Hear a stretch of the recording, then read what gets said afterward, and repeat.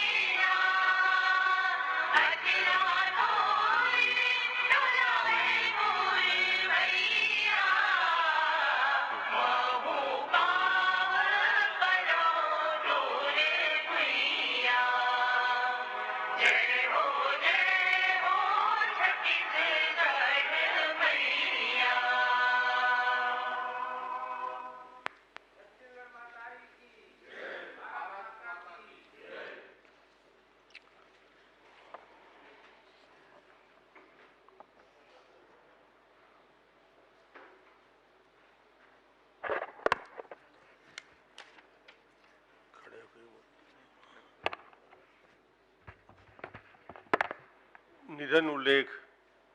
आज सदन को यह सूचित करते हुए अत्यंत दुख हो रहा है कि छत्तीसगढ़ के पूर्व राज्यपाल, भारत सरकार में रक्षा सचिव समेत विभिन्न महत्वपूर्ण पदों में रहे डॉक्टर शेखर दत्त जी का 2 जुलाई 2025 को 80 वर्ष की आयु में दिल्ली में देहांत हो गया है। उनका निधन प्रशासनिक, सामाजिक और राजनीतिक क्षेत्र में अपूरणीय क्षति है। शेखर दत्त जी का जन्म 20 दिसंबर 1945 को होशियारपुर, पंजाब में हुआ। 1967 से 71 तक भारतीय सेना में कमीशन्ड अधिकारी के रूप में भारतीय सेना में अपनी सेवाएं दी, जहां 1971 के भारत-पाक युद्ध के दौरान 2018 मीडियम रेजिमेंट में डॉक्टर दत्त जी के महत्वपूर्ण योगदान रहा और सेना पदक से सम्मानित हुए। सेना से स्वैच्छिक सेवानिवृत्ति लेने के बाद वे भारतीय प्रशासनिक सेवा IAS में उनका चयन हुआ। मध्य प्रदेश तथा केंद्र सरकार में कई उच्च पद पर आसीन रहे, जिसमें राष्ट्रीय सुरक्षा सलाहकार NSA के डिप्टी के पद पर, उसके साथ ही उन्होंने रक्षा मंत्रालय में रक्षा सचिव के तौर पर कार्य किया। 23 जनवरी 2010 को छत्तीसगढ़ के गवर्नर के रूप में हमारे प्रदेश की जवाबदारी उन्हें दी गई। 19 जून 2014 तक मुझे मुख्यमंत्री के नाते उनके साथ कार्य करने का अवसर मिला, जहां उनके मार्गदर्शन में अनेक अवसरों पर हम सबको प्रेरित किया। राज्य विश्वविद्यालय के कुलाधिपति के रूप में उन्होंने शिक्षा, सक्रियता, सामाजिक कल्याण के कार्यों में अभूतपूर्व योगदान दिया। 2 जुलाई 2025 को नई दिल्ली में उनका निधन हुआ, जिससे भारत माता और छत्तीसगढ़ महतारी के एक कुशल प्रशासक, जनसेवक और वीर सपूत खो दिया। शेखर दत्त जी एक बहुआयामी व्यक्ति के धनी थे। सेना के वीर कुशल प्रशासक, राज्यपाल के रूप में उनका योगदान अतुलनीय रहा।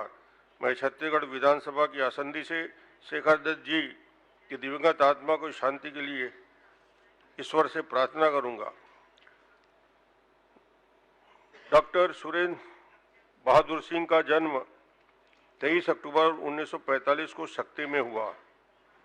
आप आरंभ से सामाजिक एवं राजनीतिक कार्यों में सक्रिय रहे। उन्होंने सीनियर कैम्ब्रिज से शिक्षा ग्रहण कर एनसीसी में आर्मी विंग के सार्जेंट रहे।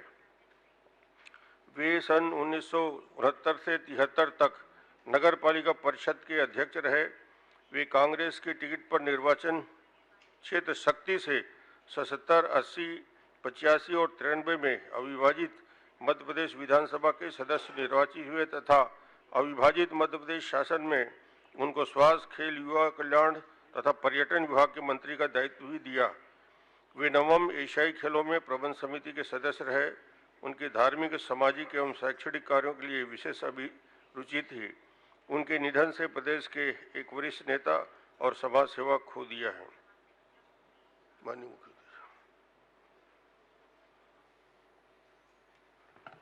माननीय अध्यक्ष महोदय, प्रदेश के पूर्व राज्यपाल स्वर्गीय श्री शेखर दत्त जी को मैं अपनी श्रद्धांजलि अर्पित करता हूं और शोकाकुल परिवारजनों के प्रति अपनी संवेदना व्यक्त करता हूं। ईश्वर परिवारजनों को इस दुख की घड़ी को सहन करने की शक्ति प्रदान करें। जब मैं शेखर दत्त जी की जीवन यात्रा को देखता हूं तो उसमें जैसी विविधता नजर आती है वैसी विविधता कम ही लोगों के जीवन में दिखती है। उन्होंने आईएएस अधिकारी के रूप में जन कल्याण के लिए कार्य किया। सेना के 60 सर्विस कमीशन से जुड़कर 1971 के बांग्लादेश मुक्ति संग्राम में हिस्सा लिया। युद्ध में असाधारण वीरता के लिए उन्हें सेना मेडल से भी नवाजा गया। भारत सरकार के अनेक सार्वजनिक उपक्रमों के निदेशक के रूप में उन्होंने देश के औद्योगिक विकास को भी दिशा दी और छत्तीसगढ़ के राज्यपाल के रूप में भी अपना महत्वपूर्ण योगदान उन्होंने दिया। माननीय अध्यक्ष महोदय, जब भी मैं दत्त जी से मिला, एक मधुर मुस्कान से उन्होंने स्वागत किया। वो इतने स्नेह से स्वागत करते थे कि उनसे अपनापन सा हो जाता था और फिर उनसे बेहिचक अपनी बात कर सकते थे। विविध कार्य क्षेत्रों का उनका दीर्घ अनुभव हमारे राज्य के लिए विशेष रूप से तब उपयोगी हुआ जब वे प्रदेश के राज्यपाल के रूप में नियुक्त हुए।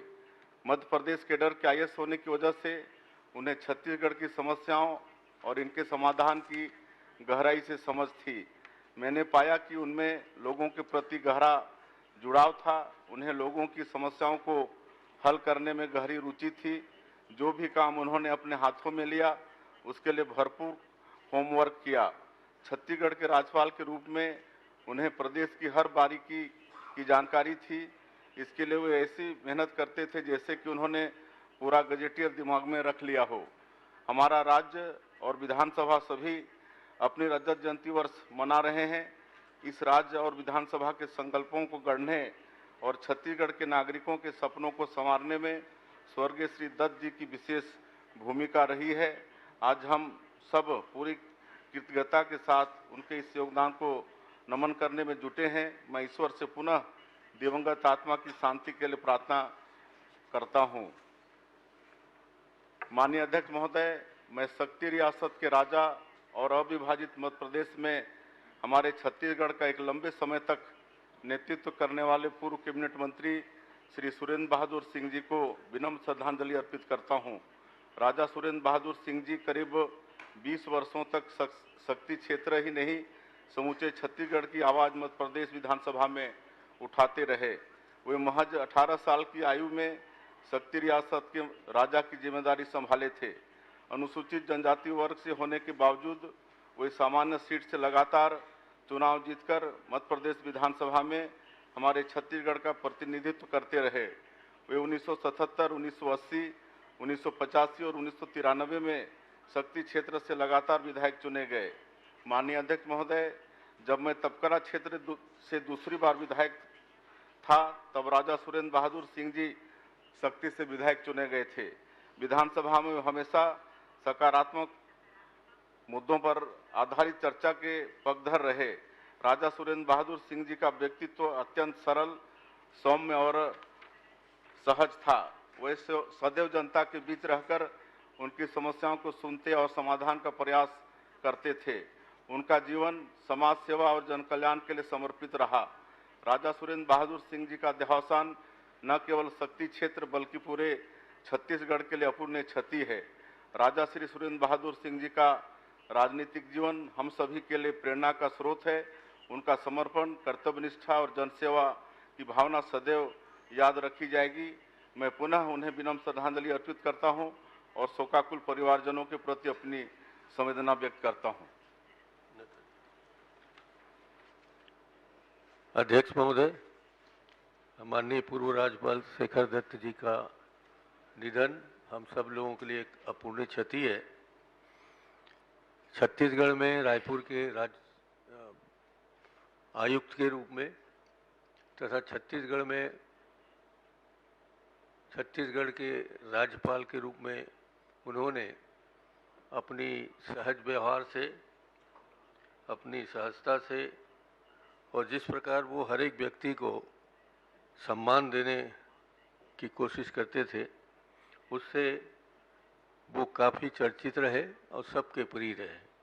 उनका प्रशासनिक कौशल, नैतिक मूल्य और जो मानवीय दृष्टिकोण था, उसके लिए आदरणीय शेखर दत्त जी जाने जाते हैं।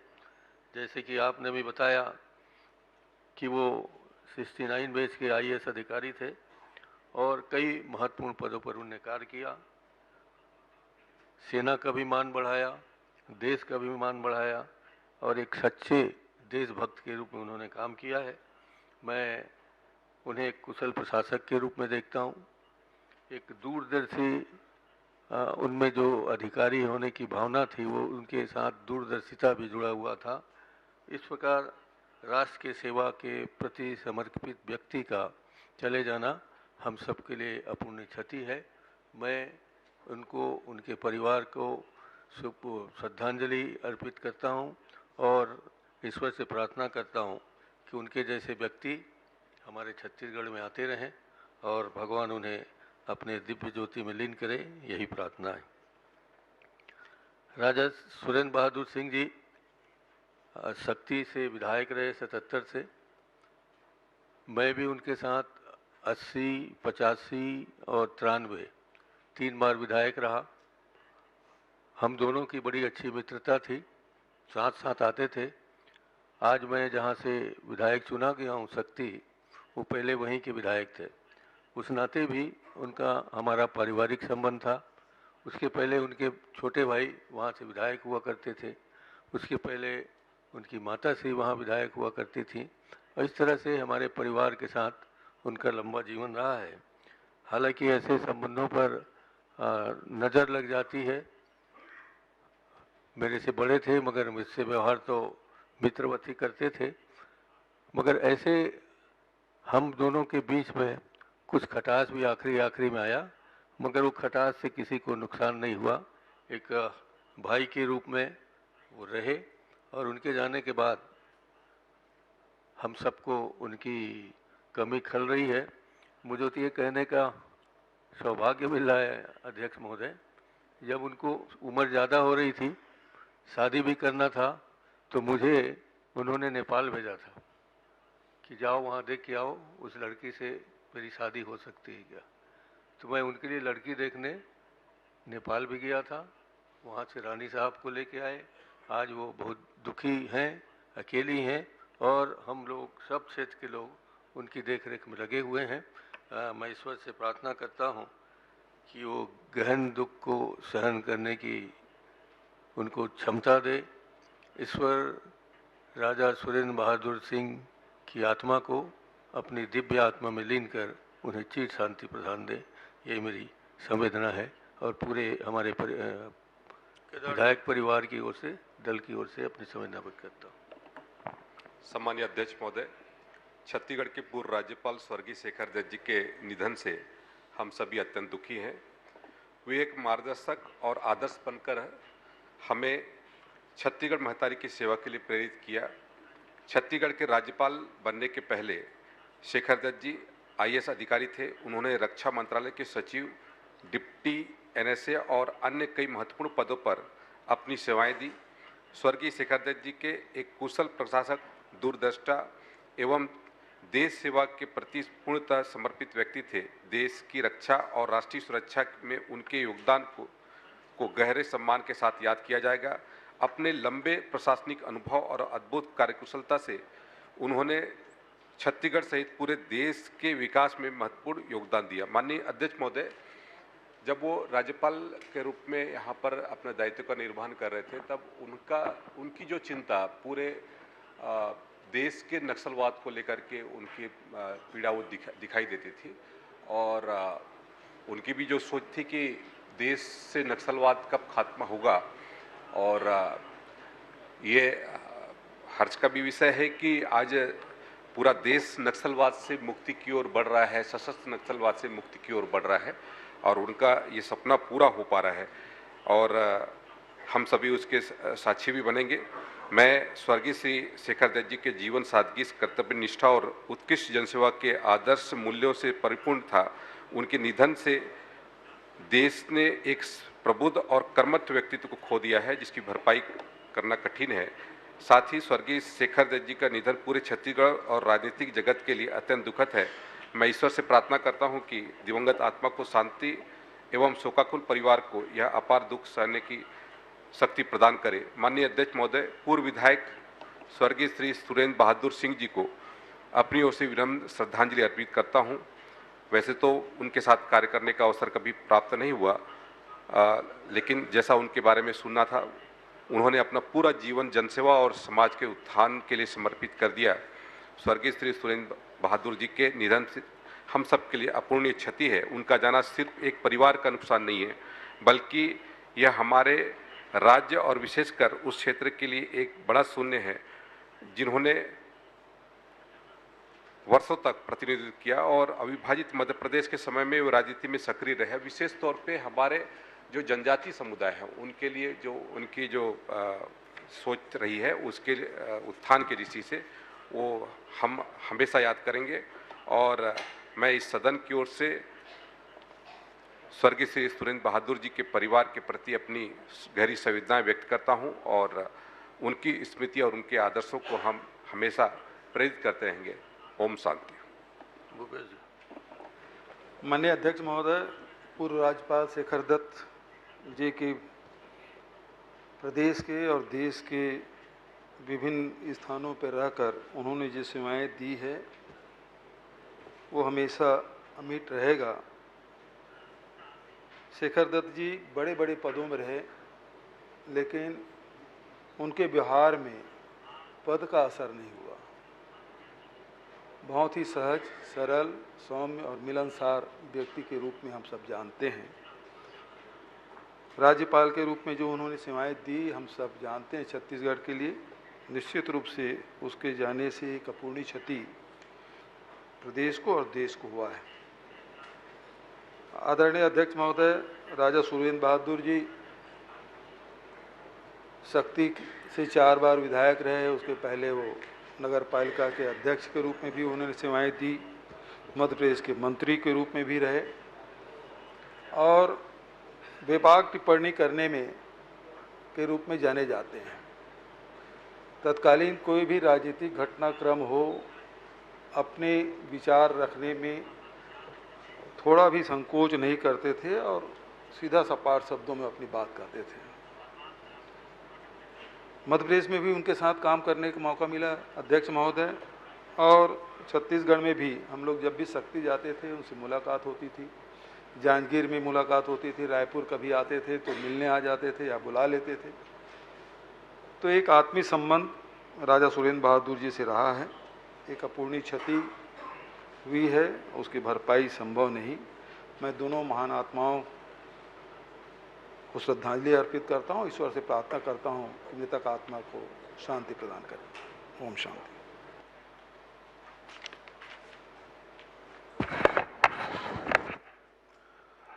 मैं सदन की ओर से शोकाकुल परिवार के प्रति हार्दिक संवेदना व्यक्त करता हूं।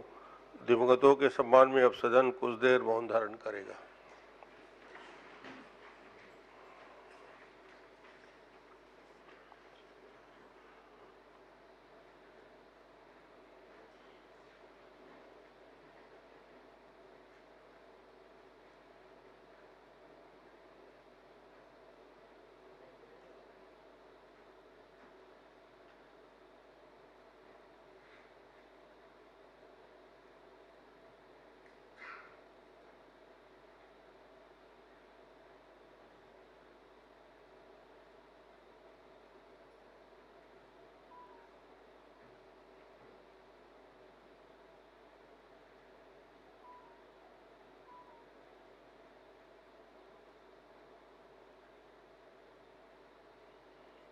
ओम शांति ओम।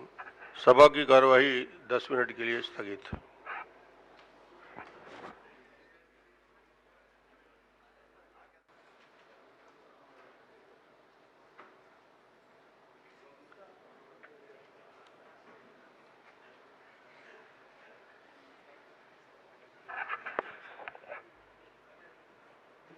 माननीय अध्यक्ष महोदय, घोषणा के अनुरूप नेता प्रतिपक्ष जी बिना लाठी का आए हैं। वो इस बार मैं लाठी लेके विधानसभा जाऊंगा बोले थे।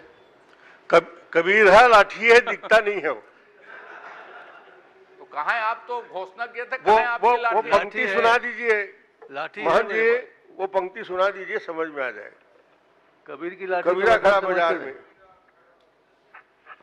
चलिए। कबीरा खड़ा बाजार में लिए लुकाठी हाथ, जो घर जा रहे आपनो चले हमारे। ये जवाब आ गया है। आप कबीर दास पढ़ते रहोगे और भूपेश बघेल जी की लाठी में आवाज ही नहीं है फिर। एका लाठी ऐसा तब भीतरे भीतर भरभरात रहती है।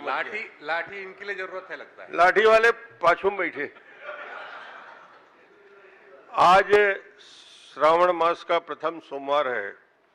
आपको इस सदन की ओर से प्रदेशवासियों को श्रावण मास की हार्दिक शुभकामना। आप सभी को बहुत बहुत बधाई, शुभकामना। प्रश्नकाल क्रमांक 1 राजेश मूड़त जी। सम्मानीय अध्यक्ष महोदय, सावन मास के प्रथम सोमवार और इस सत्र के पहले प्रश्न में आपका स्नेह, प्यार और सहयोग मिले। मैंने माननीय मंत्री जी से पूछा और मंत्री जी ने जो उत्तर दिया है माननीय अध्यक्ष महोदय, यह सामान्यतः एक विभाग की प्रक्रिया समझ में आती है। आप प्रश्न को भी पढ़ लें और प्रश्न के उत्तर को पढ़ लें। मैंने स्पष्ट पूछा है माननीय अध्यक्ष महोदय कि राजस्व मंत्री महोदय ये बताने की कृपा करें, क्या आपके यहाँ पर राजस्व निरीक्षक की परीक्षा हुई क्या?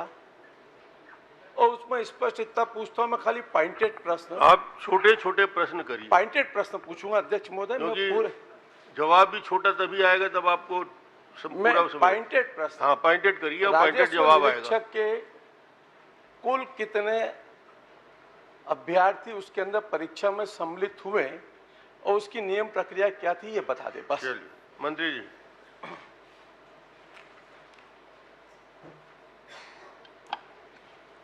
माननीय अध्यक्ष महोदय,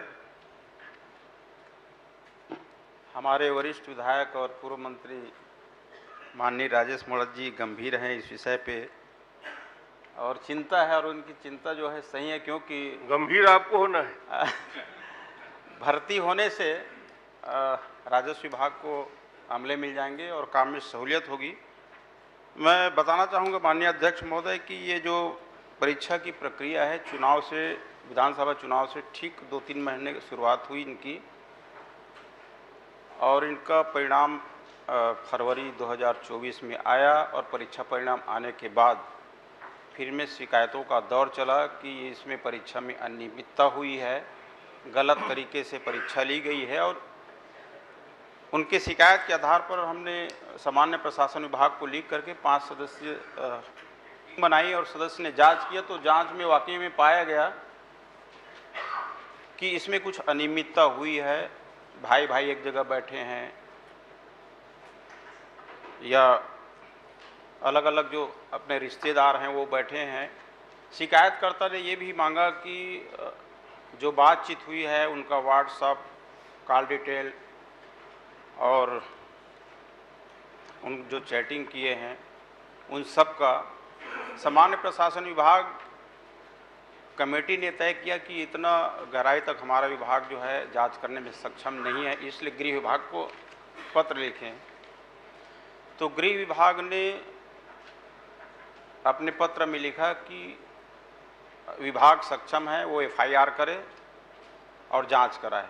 चूँकि यहाँ निचले स्तर तक पहुँचना, कॉल डिटेल निकालना, व्हाट्सएप ग्रुप का मैसेज का, मोबाइल का लोकेशन, ये संभव नहीं था, इसलिए फिर से इनको EOW को दिए हैं और EOW जो है जांच प्रारंभ कर दिया है। हमारे विभाग से एक 40 बिंदुओं में जानकारी मांगे हैं और किन किन अधिकारियों से पूछताछ करना है उनकी भी अनुमति लिए हैं, उनको अनुमति दिया गया है। हमारी मंशा किसी को बचाना नहीं है। छत्तीसगढ़ सरकार माननीय विष्णुदेव साय जी के नेतृत्व में जितने भी इस तरह के लोग हैं उनको बख्शे नहीं जाएंगे। पीएससी में जिस तरह से जांच हुई, गहराई तक गया। हम तो चाहते हैं माननीय अध्यक्ष महोदय कि इस परीक्षा में जो गड़बड़ी किए हैं वास्तविक दोषी तक पहुंचे और उन पर कार्रवाई हो। ये हमारी स्पष्ट मंशा है, किसी को बचाना नहीं है। और EOW वहाँ तक पहुँचेगी जैसे भारतमाला में जो हुआ, EOW को सौंपे तो निचले तक जांच कर रही है और एक एक करके सब दोषी व्यक्ति आ रहे हैं। उसी तरह से हम चाहते हैं कि EOW इसमें जांच करके दोषी व्यक्ति के ऊपर चिन्हांकित करे और कार्रवाई करे। माननीय अध्यक्ष महोदय, जिस समय चुनाव की प्रक्रिया चल रही थी और मंत्री जी को तो विभाग में आए 9 दिन ही हुए थे और परीक्षा संपन्न कर दी। मैं उस विषय पे भी नहीं जाना चाहता। डिपार्टमेंट ने एक कमेटी बनाई अलग अलग विभागों के 5 अधिकारियों की और वो अधिकारी ने पूरी रिपोर्ट दी। ये रिपोर्ट मेरे पास है अध्यक्ष महोदय, बहुत लंबी रिपोर्ट है। अगर आप कहें तो मैं लेकिन कुछ पॉइंटों का मैं उल्लेख करना चाहता हूं जो रिपोर्ट के अंदर कॉमन दिया है। जो प्रश्न उद्भूत होता है उससे प्रश्न यही है अध्यक्ष महोदय कि जब ये रिपोर्ट के अंदर स्पष्ट आ गया कि विभाग के अंदर कुछ लोगों ने त्रुटियां की है परीक्षा में, भाई भाई रिश्तेदार आपस में बैठ करके पीएससी की परीक्षा टाइप, उनका रोल नंबर लगा हुआ, साली भी पास में बैठी है, जीजा भी बैठा है, उनकी धर्मपत्नी भी बैठी, तीनों एक टेबल में बैठ करके लिख रहे एक साथ। और बारकोड वाली जो कॉपी होती है अध्यक्ष महोदय, उसके अंदर किसी प्रकार का उल्लेख या लेख नहीं हो सकता अलग से, उसमें फोन नंबर लिखे, अपना मोबाइल नंबर। और ये रिपोर्ट में स्पष्ट कहा है कि ये सब गलत है, अनियमितता पाई गई। तो क्या विभाग ने आने के बाद विभाग ने उनके खिलाफ में कार्रवाई क्यों नहीं की? सीधा प्रश्न मेरा कि जब आपके संज्ञान में आ गए तो कमेटी ने आपको रिपोर्ट दे दी, आपने 5 उच्च स्तरीय अधिकारी, माननीय अध्यक्ष महोदय कोई छोटे मोटे अधिकारी नहीं है, जो कमेटी के अंदर जो थे, मैं आपके संज्ञान में लाना चाहता हूं। KD कुंजाम, विशेष सचिव छत्तीसगढ़ शासन खाद्य नागरिक आपूर्ति विभाग। फरिया आलम सिद्दीकी, उप सचिव छत्तीसगढ़ शासन स्कूल शिक्षा विभाग। अजय त्रिपाठी, उप सचिव छत्तीसगढ़ शासन सामान्य प्रशासन विभाग। अरुण नहीं, अजय त्रिपाठी। श्रीमती अंशिका ऋषि पांडे, उप सचिव छत्तीसगढ़ सामान्य प्रशासन विभाग। राकेश साहू, अवर सचिव छत्तीसगढ़ शासन कौशल विकास तकनीकी शिक्षा और रोजगार विभाग। जब ये शासन स्तर के सचिव स्तर के अधिकारियों ने ये पूरी रिपोर्ट आपको सबमिट कर दी और आपने रिपोर्ट को संज्ञान में लेने के बाद में भी डिपार्टमेंटली कोई कार्रवाई नहीं की, और ये लोग जब लगातार इसकी शिकायतें करते रहे और आपने गृह विभाग को भेजा और गृह विभाग ने स्वीकार किया, गृह विभाग ने आपको कहा कि विभाग सक्षम है कार्रवाई करने के लिए, उसके बाद में विभाग कार्रवाई ना करके आपने EOW को जो आपने भेजा है उसमें कितने बिंदु हैं और कब भेजा है और उसमें क्या शर्तें हैं और किसकी जांच करने के लिए भेजा, जरा उसका उल्लेख क्लियर कर दे। माननीय अध्यक्ष महोदय, जो कमेटी जांच की है उन्होंने अंतिम निष्कर्ष में ये लिखा है कि शिकायत के संबंध में शिकायतकर्ता द्वारा प्रस्तुत किए गए दस्तावेज तथा विभाग द्वारा प्रस्तुत टिप एवं आनुषंगिक दस्तावेजों का परीक्षण एवं परिशीलन उपरांत समिति द्वारा यह निष्कर्षित किया जाता है कि शिकायतकर्ताओं द्वारा प्रस्तुत दस्तावेज साक्ष्य की श्रेणी में नहीं आता है। उनके द्वारा की गई शिकायत के संबंध में कोई ठोस आधार प्रस्तुत नहीं किया गया है। राजस्व विभाग द्वारा प्रदान किए गए टिप एवं दस्तावेज से यह परिलक्षित होता है कि राजस्व निरीक्षक विभाग की परीक्षा 2024 का संचालन नियम में उल्लेखित प्रावधानों के अनुरूप एवं पूर्व वर्षों में आयोजित परीक्षाओं की ही भांति किया गया है, परंतु परीक्षा संचालन में उपरोक्तानुसार त्रुटियां विद्यमान हैं, जिन पर आवश्यक कार्य हेतु प्रतिवेदन प्रशासकीय विभाग को अग्रेसित किया जाता है। ये निष्कर्ष में लिखे हैं और शिकायतकर्ता द्वारा ये कहा गया है कि call detail, WhatsApp group message, mobile location की जांच। हम ये चाहते हैं माननीय अध्यक्ष महोदय कि इस गड़बड़ी तो हुई है, जांच कमेटी ने स्वीकार किया है, लेकिन वाकई में जो इस परीक्षा में जो दोषी हैं वहाँ तक पहुँचने के लिए ये जो हमारी कमेटी है वो सक्षम नहीं है, इसलिए ईओडब्ल्यू को दिए हैं ताकि जो दोषी लोग हैं वहाँ तक पहुँचे और प्रमाणित करें और जो दोषी व्यक्ति हैं उन पे कार्रवाई हो। ये हमारी मंशा है, हमारी सहानुभूति नहीं है जो दोषी व्यक्ति हैं, हम चाहते हैं कि उन पे ठोस कार्रवाई हो। आखिरी प्रश्न माननीय अध्यक्ष महोदय, जो मेन पैराग्राफ है वो तो पढ़ नहीं रहे। माननीय मंत्री महोदय, ये डिपार्टमेंट की जांच कमेटी की रिपोर्ट जिसके अंदर लिखा है, आखिरी पैरा जो लिखा है, राजस्व विभाग द्वारा प्रदान किए गए टिप एवं दस्तावेज से यह परिलक्षित होता है कि राजस्व निरीक्षक विभागीय परीक्षा 2024 का संचालन नियमों में उल्लिखित प्रावधानों के अनुरूप एवं पूर्व वर्षों में आयोजित परीक्षाओं की भांति किया गया, परंतु परीक्षा संचालन में उपरोक्त त्रुटियों का विद्यमान है, जिस पर आवश्यक कार्रवाई हेतु प्रतिवेदन प्रशासकीय विभाग को प्रेषित किया गया। अब उसके आगे और क्या लिखेगा? जब कमेटी ने स्पष्ट लिख दिया और मंत्री जी कह रहे, मंत्री जी आधा पढ़ रहे हैं आप, जो असली रिपोर्ट है उस रिपोर्ट के अंदर एक में नहीं, इसके अंदर जो जो कमेटी के हैं आप कहे तो इस कमेटी की रिपोर्ट में पटल पे रख देता हूं। और उसके बाद में जब अधिकारी दोषी हैं पूर्व और जिन लोगों ने मिलकर के ये संरचना रची, उसके बाद में ये आपके कार्यकाल का नहीं है, पूर्व सरकार का है, और वही लोगों के कारण ये सब हो रहा है प्रदेश के अंदर। ये पीएससी घोटाला, पटवारी घोटाला, ये सब उसी समय के हैं। मैं जब आपने पीडब्ल्यूडी घोटाला हुआ कल परीक्षा में, उसका क्या, उसका भी बता दो। जितना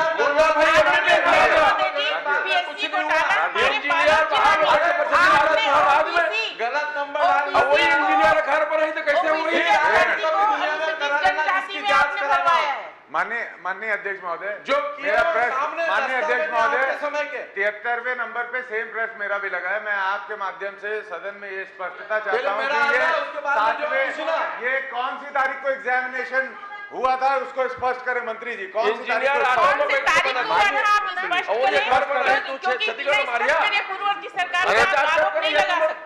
भ्रष्टाचार है?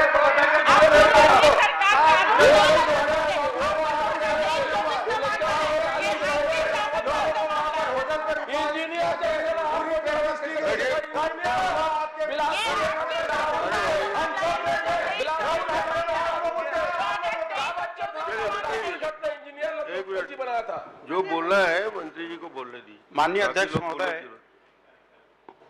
मैं माननीय सदस्य को आश्वस्त करता हूं कि जिस परीक्षा में जो भी गड़बड़ी हुई है, जो दोषी हैं उस पर ठोस कार्रवाई होगी, किसी को बख्शा नहीं जाएगा। चलिए,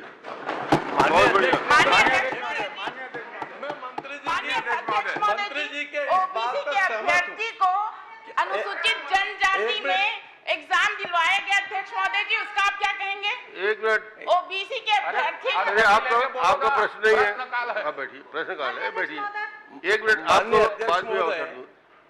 माननीय मंत्री जी के आपका हो गया, उसमें मेरा प्रश्न, एक मिनट, मेरा इतना ही निवेदन है कि जब माननीय मंत्री जी ने कहा कि हम किसी को नहीं बख्शेंगे, ठीक है, मैं बिल्कुल स्वागत करता हूं, अभिनंदन करता हूं, और जीरो टैलेंट है, हम लोग मिल करके नहीं, जिन्होंने भी गड़बड़ किया उनके शिकंजे चालू और कईयों का वेट कर रहे, ज्यादा चिंता मत करो। लेकिन ईओडब्ल्यू को केस दिए हैं, मैंने जो प्रश्न स्पेसिफिक पूछा उसकी शर्तें और कितनी जल्दी मैं कोशिश करूं, माननीय मुख्यमंत्री जी यहाँ बैठे हैं, गृह मंत्री जी यहाँ बैठे हैं, जितनी जल्दी हो सके ईओडब्ल्यू से जांच करा करके अगले सत्र के पहले इन दोषियों के खिलाफ में कार्रवाई कर देंगे क्या? इतना ही मैं आपसे चलिए बताइए, अगले सत्र के पहले तक। माननीय अध्यक्ष महोदय, ईओडब्ल्यू जो है हमारे विभाग से सारी जानकारियां ले चुका है 41 बिंदुओं में, और पूछताछ के लिए भी अनुमति ले चुका है। यथाशीघ्र इसमें जांच होगी और प्रयास ये रहेगा कि आने वाले सत्र से पहले इसमें कार्रवाई। चलिए अजय जी। माननीय अध्यक्ष महोदय। बहुत बढ़िया बढ़िया। एक प्रश्न छोटा, एक प्रश्न छोटा, जवाब अच्छा आ गया है। एक प्रश्न, जवाब बहुत अच्छा आ गया है। माननीय अध्यक्ष समय सीमा बता दी। माननीय अध्यक्ष महोदय, इसमें गृह विभाग ने कहा कि आप FIR करवाने के लिए प्रशासकीय विभाग सक्षम है। दोनों कोऑर्डिनेट है। एक तो FIR इसमें गंभीर अनियमितता है तो क्यों नहीं कराई गई, एक। दूसरा, आप परिशिष्ट पढ़ेंगे तो राजस्व विभाग का जो पत्र गया है उसमें लिखा है कि EOW/ACB। तो EOW को जांच का निर्णय किसने लिया? घुमाने के लिए FIR तत्काल हो सकती थी, तो EOW/ACB लिखा है। तो EOW जांच कराने का निर्णय किसने लिया? विभाग ने तो नहीं लिया, उन्होंने तो सिर्फ पत्र भेजा। तो शासन को दूसरे विभाग क्या इसके विभाग में EOW जांच करने के लिए निर्णय ले सकता? ये बताने का कष्ट करें।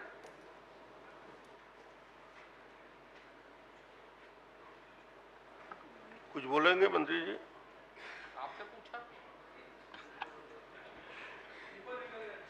विषय की गंभीरता को देखते हुए एक मिनट, जवाब आ रहा है। पूछ लीजिए, फिर से पूछ। विषय की गंभीरता को देखते हुए सहमत हूं विषय और बारीकी जांच के लिए विषय की गंभीरता है तो गृह विभाग ने आपको कहा, मैं दोहरा रहा हूं प्रश्न, आपको कहा कि FIR करवाइए, आप सक्षम है, आपने FIR नहीं करवाया, आपने पत्र भेजा EOW या ACB से जांच कराने बाबत। तो आपके विभाग में EOW जांच हो, यह निर्णय किसने लिया? आपने दो मत दिया। तो EOW जांच दूसरे विभाग ने करवाया कि आपने तो दो मत दिया है? किसने करवाया EOW जांच? किसके निर्णय से EOW जांच हुआ?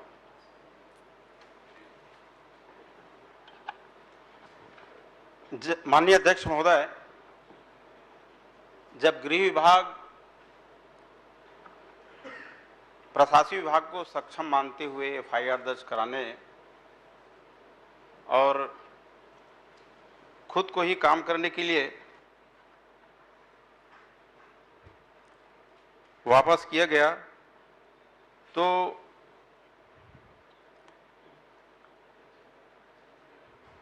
विभाग की ओर से ही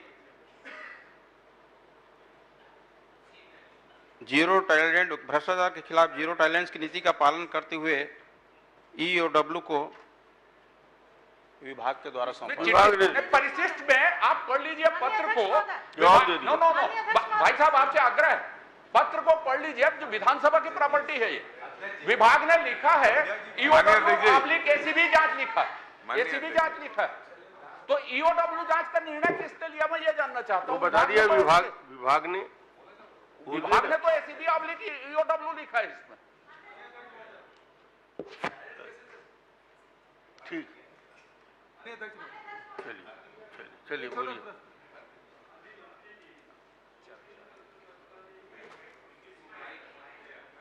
इस जनवरी 2024 में ये विभागीय परीक्षा हुआ राजस्व निरीक्षक। मंत्री जी प्रश्न है कि जनवरी 2024 में ही राजस्व निरीक्षक की परीक्षा विभाग के द्वारा लिया गया और माननीय सदस्य आरोप लगा रहे हैं पिछले सरकार की है। ये परीक्षा कब हुई, आपके सरकार के आने के बाद कि पहले? सितंबर 23 में भर्ती प्रक्रिया, पदोन्नति प्रक्रिया शुरू हुई और जनवरी में ही उनकी परीक्षा हुई, फरवरी में उसका रिजल्ट आया। सरकार को बना, आपकी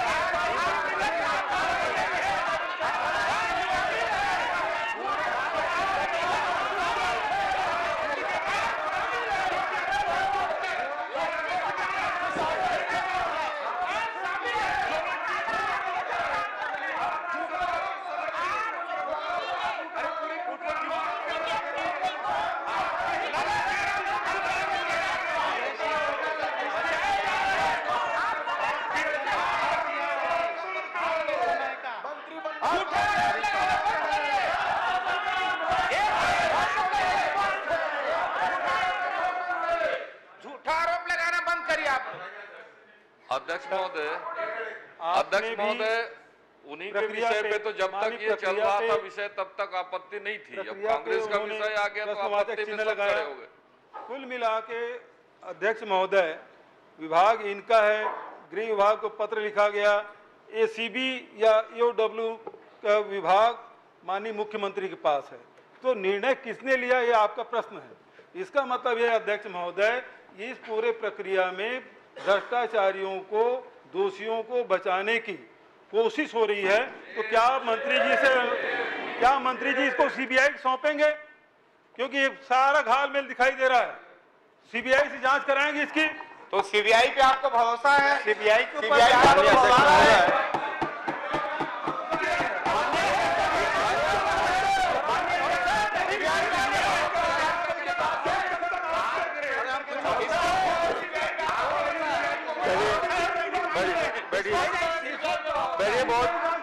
आप सीबीआई की मांग कर रहे हैं, सीबीआई के ऊपर में आपको विश्वास है? धर्म जी, मैं आपसे पूछ रहा हूं ना। धर्म जी,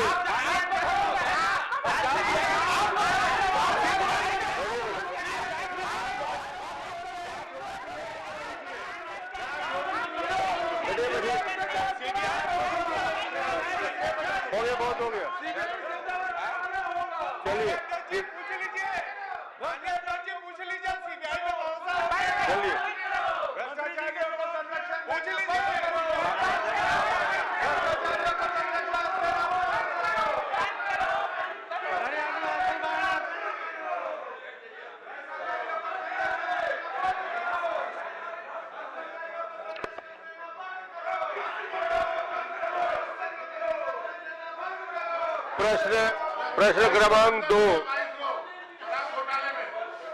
प्रश्न क्रमांक 2 देवेंद्र यादव। प्रश्न क्रमांक 3 श्री अजय। आगे बढ़ गई प्रोसीडिंग आगे बढ़ गई। अध्यक्ष महोदय, प्रोसीडिंग आगे बढ़ गई है। माननीय अध्यक्ष महोदय, मेरा नाम आपने पुकार दिया। माननीय अध्यक्ष महोदय, चलिए, अच्छा, आपने नाम पुकार माननीय दिया। अध्यक्ष महोदय, आप प्रश्न कर लीजिए। माननीय अध्यक्ष महोदय, 2 लाइनें कहना चाहूंगा। आपकी फाइलों में तो गांव का मौसम, अरे मेरा नाम पुकारा। आपकी फाइलों में तो गांव का मौसम गुलाबी है, लेकिन ये आंकड़े झूठे हैं, ये दावा किताबी है। माननीय अध्यक्ष महोदय, मैंने बहुत सरल शब्दों में इस प्रदेश